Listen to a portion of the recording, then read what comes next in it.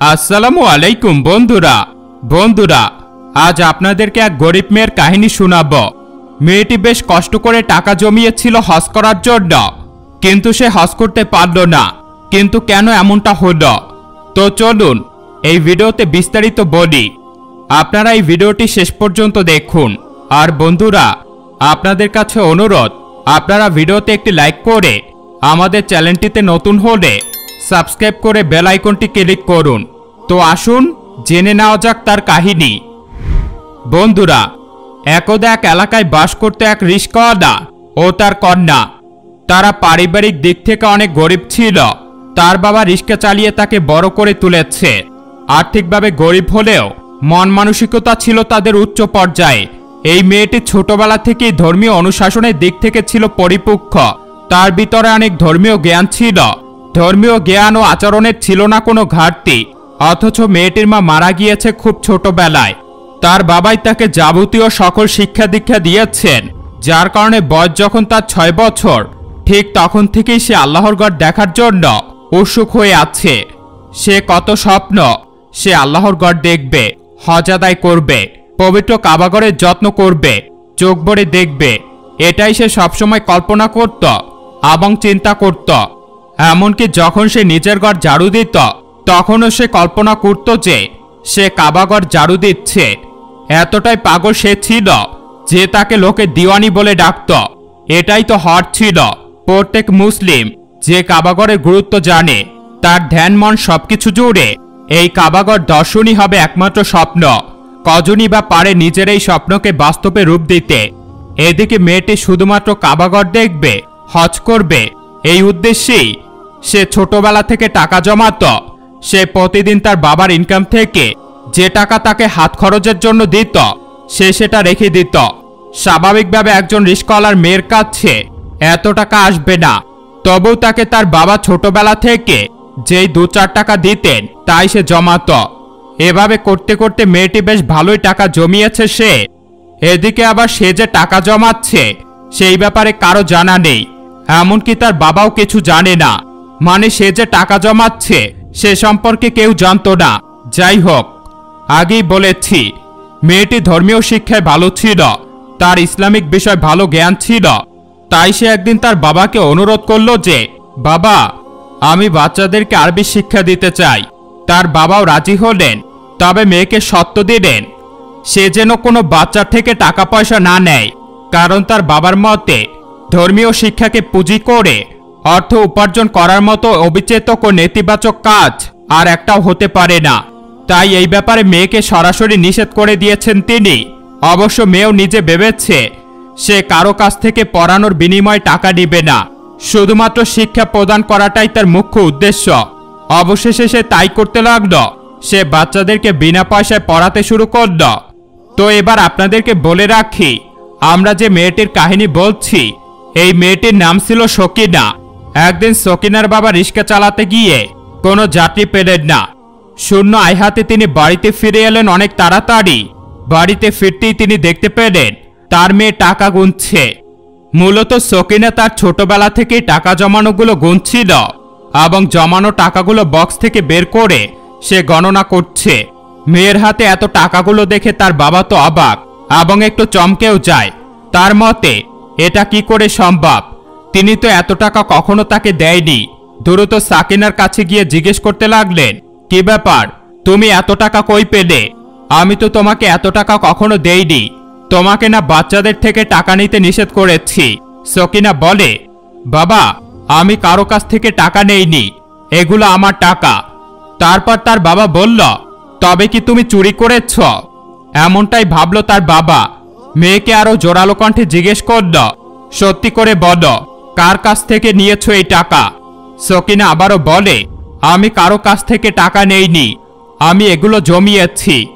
আমি আমার নবীর শহর দেখতে যাব, হজ করতে যাব। তাই তার এই কথা শুনে তার বাবা রেগে গেল। ভাবল, মেয়ে বুঝি এই টাকা কারো কাছ থেকে চুরি করেছে বা এমন কিছু করেছে যার কারণে তার হাতে এত টাকা। তিনি মেয়েকে জিজ্ঞেস করলেন, তুমি এই টাকা কারো কাছ থেকে চুরি করোনি তো, নাকি কোনো অন্যায় কাজ করেছ? বলো, কোথা থেকে এই টাকা পেয়েছো তুমি? তোমার কাছে তো এত টাকা থাকার কথা নয়, বলো কোথায় পেয়েছো এই টাকা, বলো। বাবার কাছ থেকে এমন কঠোর ভাষা শুনে সকিনার চোখে পানি চলে আসলো। সে কান্না কণ্ঠে বলল, বাবা, এগুলো আমি কারো কাছ থেকে নেইনি, বরং এই টাকাগুলো আমি অনেক কষ্ট করে অল্প অল্প করে জমিয়েছি। মেয়েকে এভাবে কান্না করতে দেখে বাবার মন কিছুটা নরম হলো। তিনি সকিনাকে নিজের দিকে টেনে নিলেন এবং বললেন, মা, তুমি আমাকে বলো টাকাগুলো কোথায় পেয়েছ। তখন সকিনা উত্তর দিল, বাবা, আমি এই টাকাগুলো জমিয়েছি। সেই ছোটবেলা থেকেই তুমি আমাকে যাবতীয় যা টাকা পয়সা দিতে সবটাই আমি জমিয়ে রেখেছি। সেগুলোই বসে বসে গুনছিলাম, কারণ আমি হজ করতে যেতে চাই। আমি আমার নবীর রওজা মোবারক দেখতে চাই। আমি কাবার মাটিতে পা রাখতে চাই, কাবা ঘরে কাজ করতে চাই। তাছাড়া আর কোনো স্বপ্ন আমি দেখি না। আমার শুধু স্বপ্ন এবং মন জুড়ে কাবাঘর দেখার ইচ্ছা। সকিনার মুখে আল্লাহ ও আল্লাহর নবীর প্রতি এত প্রেম দেখে তার বাবা দারুণ অবাক হলেন। কারণ এই বয়সের মেয়েদের শখ আহ্লাদের ধরনই হয় ভিন্ন। তারা সাজসজ্জা, নতুন কাপড়, শখের জিনিস নিয়ে মেতে থাকে। সেই জায়গায় তার মেয়ের এসব কিছুতে কোনো আগ্রহ নেই। সকল ভালোবাসা, শখ আহ্লাদ, ধ্যান জ্ঞান যেন আল্লাহ ও তার প্রিয় নবীকে ঘিরে। তিনি তার মেয়ের জন্য দোয়া না করে পারল না। মন ভরে দোয়া করলেন, মাথায় হাত রাখলেন, বললেন, তোমার সকল আশা পূরণ হোক, সেই আশাই আমি রাখছি। এই বলে সেদিন থেকে বাবা মেয়ে দুজনে মিলে টাকা জমানো শুরু করল। সেই দিনের পর থেকে সকিনার বাবাও রিক্সা চালিয়ে যা আয় করতেন তার থেকে কিছু টাকা তিনি মেয়ের সাথে জমাতেন। এদিকে সকিনা আবার বাচ্চাদের আরবি শেখাত। সেখান থেকে হাদিয়া পেত টুকটাক, সেগুলোও সে জমিয়ে রাখতে শুরু করে। এভাবে করতে করতে কয়েক বছর কেটে গেল। 2005 সালের ঘটনা। সকিনা সব টাকা বের করে গুনতে শুরু করল। গুনে দেখল সেই বছর হজে যাওয়ার জন্য যা টাকার প্রয়োজন তা তার জমা হয়ে গিয়েছে। সে চাইলে এখন যাত্রা শুরু করতে পারে। তার আনন্দ আর কে দেখে। অবশেষে সে তার প্রিয় দেশের মাটিতে পা রাখতে পারবে, কাবাঘর দেখতে পারবে। তার ছোটবেলার স্বপ্ন পূরণ হবে। আনন্দে সে সেজদায় গিয়ে পড়ল। সেখানেই সে কল্পনা করতে লাগল, মক্কায় সে কাবা শরীফ তাওয়াফ করছে, মদিনায় নামাজ পড়ছে, নবী করিম সাল্লাল্লাহু আলাইহি ওয়াসাল্লামের রওজা শরীফ নিজ চোখে দেখছে। এসব কল্পনা করতেই তার গায়ের লোম খাড়া হয়ে গেল। না জানি দেখলে তার কত ভালো লাগবে। দৌড়ে বাবার কাছে চলে গেল, বাবা, আমি হজে যাওয়ার জন্য সমস্ত টাকা জমিয়ে ফেলেছি, এখন তুমিও জমাও, কারণ আমি মেয়ে, মারহাম ছাড়া যেতে পারবো না সেখানে। কন্যার কথা শুনে লোকটা রাজি হয়ে গেল। তিনি যে করেই হোক তার মেয়েকে মক্কায় নিয়ে যাবেনই যাবেন। ইতিমধ্যে সকিনার পাসপোর্ট তৈরি হয়ে গিয়েছে। তার বাবা নিজের রিস্কা বিক্রি করে দিল। অতঃপর দুজনেই হজের যাত্রার টাকা জমালো। কিন্তু বলে না, ভাগ্য তাদের সহায় ছিল না এইবার। তারা কাশ্মীরের বাসিন্দা ছিল। আর সেই বছর তথা 2005 সালে কাশ্মীরে শুরু হলো প্রবল দুর্যোগ, বন্যা, ঝড় তুফান, সবকিছু একসাথে শুরু হলো। প্রত্যেকটা বাসা বাড়ি ঝড়ে লণ্ডভণ্ড হয়ে গেল। এমনকি এক এক পরিবারের এক একজন এক এক দিকে ছড়িয়ে ছিটকে গেল। কেউ কারোর সাথে নেই, সবাই সর্বহারা হয়ে গেল। এসব দেখে সকিনার বুক হু হু করে উঠল। সে ভাবতে লাগল, আমার নিজের দেশের অবস্থা এত খারাপ, এমতো অবস্থা আমি কি করে অন্য দেশে খেদমত করতে যাই। তার দেশের এরকম অবস্থা দেখে তার মন হু হু করে উঠল। নিজের দেশের প্রতি প্রেম থাকাটাও তো ইমানের অঙ্গ। এরপর মেয়েটি মনে মনে ভাবল, না না, আমি এভাবে আমার ভূমি আর আমার ভূমির লোকদের এভাবে ছেড়ে যেতে পারি না।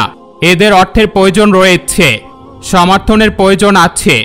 এদেরকে মানসিক ও শারীরিক কষ্ট থেকে বের করে আনতে হবে। আমি যদি আমার কাছে যাবতীয় অর্থ থাকা সত্ত্বেও সেটা এদের জন্য খরচ না করে হজ করতে চলে যাই, তাহলে আল্লাহ তাআলাও নারাজ হবেন। হাসরের দিনে আমাকে প্রশ্ন করা হবে, তুমি কি করে নবীর উম্মত হয়েও তোমার দেশের মানুষজনকে এই বিপদের মুখে ফেলে গেলে। এমন শিক্ষা তো নবী করিম সাল্লাল্লাহু আলাইহি ওয়াসাল্লাম আমাদেরকে দিয়ে যায়নি। সুতরাং আমার উচিত এখন এদেরকে সাহায্য করা, এদের পাশে দাঁড়ানো। হজে আমি অন্য কোনো সময় যেতে পারবো যদি আমার কপালে থাকে, কিন্তু এখানে এদের সাহায্য না করলে এরা ধ্বংস হয়ে যাবে। তাই সে সিদ্ধান্ত নিল, তার সমস্ত টাকা, যে টাকা সে জমিয়েছে, সবটাই লোকদের সাহায্যে বিলিয়ে দিবে। করলো তাই। বাবা মেয়ে অনেকদিন ধরে যে সমস্ত জমানো টাকা পয়সা ছিল তা তারা দিয়ে দিল, অথচ নিজেদেরই দিন আনতে পান্তা ফুরায় অবস্থা। যাই হোক, আগে যেভাবে বললাম, কপালে লিখন খণ্ডানো যায় না। এইবারও তার কপাল তার জন্য অন্য সিদ্ধান্ত নিল। এমন অবস্থার মধ্যে তার জন্য পাশের এলাকার অনেক বড় ঘর থেকে বিয়ের প্রস্তাব আসলো। কারণ আশেপাশে সবাই জানে সকিনা কত দিনে চিন্তাভাবনার মেয়ে, কত নম্র ও ভদ্র। তাই তারা তাদের একমাত্র সৌদি প্রবাসী পুত্রের জন্য সকিনার সাথে বিয়ে করানোর সিদ্ধান্ত নিল। কেননা তারা একজন দিনদার এবং পরেজগার মেয়ে খুঁজছিল, আর সকিনার মধ্যে পরেজগার আর দিনী জ্ঞান অনেক ছিল, যা তো আপনারা সবাই জানেন। তাই সকিনার বাবার কাছে প্রস্তাব আসার পর তিনি বলেন, আমার কাছে এই মুহূর্তে আমার মেয়েকে দেওয়ার মতো কিছুই নেই। তারা উত্তর দিল, আমরা আপনার কাছ থেকে কিছুই চাই না, একান্তই যৌতুকের কথা বললে কেবলমাত্র তার দিনী শিক্ষাটাই আমরা চাই। তাদের কথা শুনে সকিনার বাবা খুশি হয়ে গেলেন। অতঃপর সকিনার বিয়ে হয়ে গেল সেই সৌদি প্রবাসী বড়লোকের ঘরে। যেহেতু তার স্বামী সৌদি প্রবাসী, তাই বিয়ের পরপরই চলে গেল সে সেই দেশে।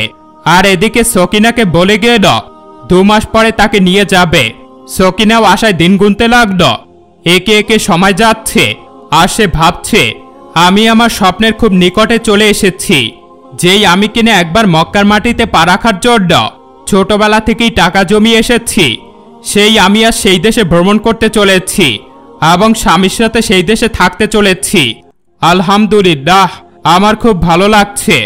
এসব চিন্তা করতে করতে সকিনার মন আনন্দে মেতে উঠতে থাকে। অবশেষে সেই দিন আসলো, সকিনা সৌদির উদ্দেশ্যে রওনা দিল। এদিকে সকিনার স্বামী তাকে রিসিভ করার জন্য অপেক্ষা করছে। ওদিকে সকিনা সৌদি নামা মাত্রই গাড়ি নিয়ে সোজা চলে গেল মদিনায়। সেখানে মদিনার নবী মসজিদে নামাজ পড়ে মন শান্তি করে নিল। নবীজির কবর জিয়ারত করল। এরপর তার স্বামীর কাছে চলে গেল। অবশেষে সকিনার হজ করার স্বপ্ন পূরণ হলো। আমরাও দেখতে পেলাম আল্লাহ তাআলা তার বান্দাদের কিভাবে পরীক্ষা করেন আর কিভাবে তাদের মনের আশা পূরণ করতে সাহায্য করেন। আমিন। এ থেকে বোঝা গেল একজন মানুষের মনে প্রাণে আল্লাহ ও তার রাসূলের প্রতি ভক্তি ও প্রেম যত বেশি থাকবে, সে তত বেশি আল্লাহর নিকট থাকবে। তাই আমাদের চেষ্টা থাকা উচিত আল্লাহর প্রতি ইবাদত বন্দিগিতে মগ্ন থাকার। যখন আল্লাহ তার বান্দাদের কোনো কল্যাণের ইচ্ছা করেন, জানমাল ও সন্তানের বিষয় তাদেরকে পরীক্ষায় ফেলেন, যাতে তা তাদের গুনাহ মাফ ও মর্যাদা বৃদ্ধির কারণ হয়। নিঃসন্দেহে বলা যায় এটি তাদের জন্য দুনিয়া ও আখিরাত উভয় জগতের উত্তম। দুনিয়াতে উত্তম হওয়ার কারণ হল বিপদে পড়ার কারণে দোয়া ও মোনাজাত, কান্নাকাটি ও অক্ষমতা প্রকাশের মাধ্যমে আল্লাহর দিকে ফিরে যায় মানুষ। এর মাধ্যমে মানুষ জাগতিক বিভিন্ন অনর্থক কাজ থেকে বিরত থাকেন। আর আখিরাতের উত্তম হওয়ার কারণ হল গুনাহ মাফ হয় এবং মর্যাদা বৃদ্ধি পায়। আল্লাহ তাআলা বলেন, আর আমি অবশ্যই তোমাদেরকে পরীক্ষা করব কিছু ভয়, ক্ষুধা এবং জানমাল ও ফলফলাদির স্বল্পতার মাধ্যমে। আর আপনি ধৈর্যশালীদের সুসংবাদ নিন।